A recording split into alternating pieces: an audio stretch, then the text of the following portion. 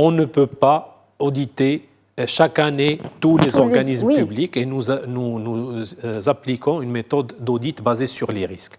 C'est-à-dire grâce à un système de veille permanent et de spécialisation, nous avons des chambres spécialisées dans un certain nombre de secteurs qui scrutent de près les risques, les grands risques, les évolutions, les programmes, les conventions qui sont passées dans ces secteurs-là.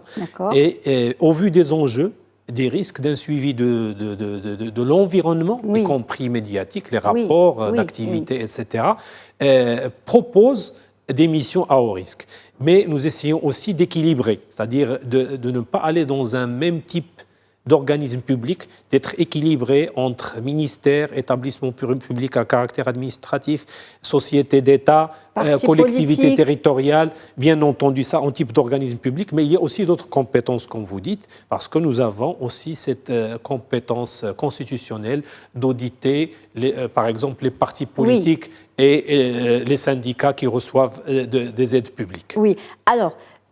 toujours concernant la méthode de travail et de collecte des données d'investigation, qui se charge de ces investigations? Est-ce que ceux qui se chargent sont tous des magistrats? Essentiellement, ce sont des magistrats. Nous disposons au sein des juridictions financières actuellement de quelque chose comme 400 magistrats auditeurs. C'est une précision qui mérite d'être éclaircie, dans la mesure où nos magistrats financiers ont souvent un background qui n'est pas nécessairement juridique, mais qui peut être économique, d'ingénierie, de médecine, voire d'autres disciplines, même du journalisme, je peux dire.